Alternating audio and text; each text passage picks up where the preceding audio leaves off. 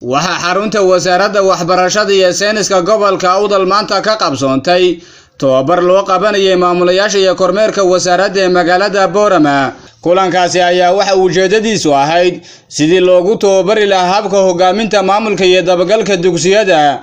kulankani oo ka qabsoomay hoolka wasaaradda waxbarashada iyo sayniska ayaa waxaa ka soo qayb galay gudoomiyaha wasaaradda waxbarashada iyo sayniska gobolka Awdal Professor Jeke Cismaan Ciye, mayorka magaalada Boorama Salebaan Xasan Xadi, iyo sidoo kale xogayaha gobolka Awdal iyo tababarayaal ka socday xarunta wasaaradda heer qaran. tababarkani maanta la daafray waxa uu socon doonaa muddo 4 cisho ah. ugu horeynba waxaa halkaasi ka hadlay gudoomiye ku-xigeenka wasaaradda waxbarashada iyo sayniska gobolka Awdal mudane Aadan Faarax Maxamuud iyo sidoo kale madaxa kormeerka wasaaraddaasi Maxamed Xasan Dari. saaka oo bisha 24 November 2019 halkan waxa isugu yimiday oo ujeedkeenu uu yahay maamulayaasha iyo kormeerayaasha degmada Boorama inaynu halkan ka furno saaka tababar ku saabsan maareynta iyo maamulka dugsiyada iyo dabagalkooda. yani maamulayaasha oo ka qayb galayaan maamulayaasha iyo kormeerayaasha labaduba labaduna saan wada ognahay kormeeruhuna maamulo kama maarmo maamuluhuna kormeerama kama maarmo. saa darteed baa wasaaradda waxbarashada waxay ugu tala gashay waagii hore maamulayaashana gaar baa loogu qaban jiray tababarka kormeerayaashana gaar baa loogu qaban jiray.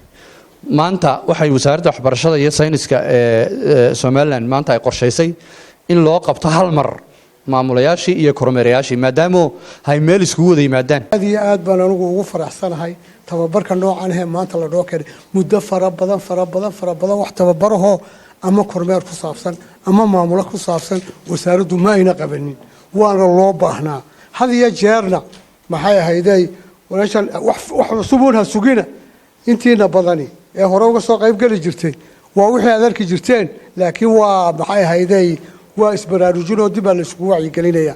marka tababarka noocan ah wada jirka loo qabaana waa nooca cusub oo hadda nagu bilaabay. awal kormeerayaashana mar baa loo qaban jiray maamulayaashana mar baa loo qaban jiray in aynu tababarka wada qaadano ka wada faa'iideysano maximum use-ka muddada yar gaabada tababarka uu socdo inaan ka sameeyno maximum sida ugu haboon aan uga faa'iideysano. geestiisa waxaa halkaasi ka hadlay gudoomiyaha wasaaradda waxbarashada iyo sayniska gobolka Awdal Professor Jeke Cismaan Ciye waxaana uu faahfaahin dheeri ah ka bixiyay ujeedada kulankani. kulankan oo daaran afar ujeedo ma loogu tala galay kulankan waxa weeyaan kow inaynu hogaanka ama hogaamiyaha qaabkeeba iskuulka loo hogaaminayaa ama waxa la raadayay school leadershipki waxa kale oo iyadna muhiim maamulkii oo kale ama managementkii oo maamulkii oo dhamaanteen naga wada dhaxaysa ma ahaadaan kormeerka ama dugsiyada ahaadaan.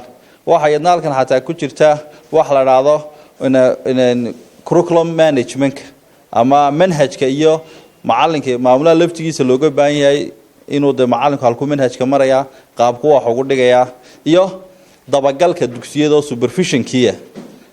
marka halka waxaynu maanta ku wada fadhinaa waa maamulayaashii iyo kormeerkii iyo wasaaraddii waxaynu gacanta ku haynaa ubadkii mustaqbalka dalkan waxa oo laynagu aaminay waxay nooga baahan tahay inaan daacadnimo markaa ugu shaqeyno waxay nooga baahan tahay inaynu tamarteena gelino oo inaynu hakran.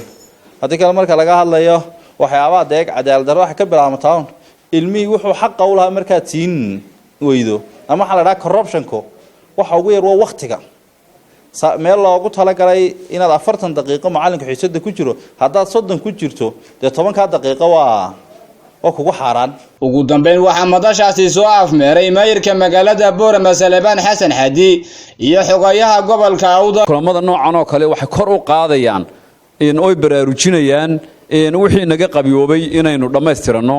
haddii team work lagu wada shaqeeyaan runtii wuxuu noqonaysaa in halkii la naga rabay aynu soo gaadhno haddii Ilaahay dhaahdo. 4 maalmoodna waxay noqon doontaa kullay inaad dib u xasuusin inay noqoto oo wixii la soo qabsoomay even xataa waxa soo rees gareenaysaan in caqabadaha idin hor taagan. Professor Jeke iyo ku-xigeenkiisa iyo teamka la shaqeynaya waa uga mahadnaqaynaa runtii. haddaanu nahay maamulka gobolka waxaa noo sharafa maanta inaan idinkala soo qayb galno barnaamijkan ama seminaarkan kooban ee loo qabanayo maamulka dugsiyada iyo kormeerayaasha runtii. وعمران حسين آدن ورركم مقبايا تلفزيون كعالمي ستار تي في بورما.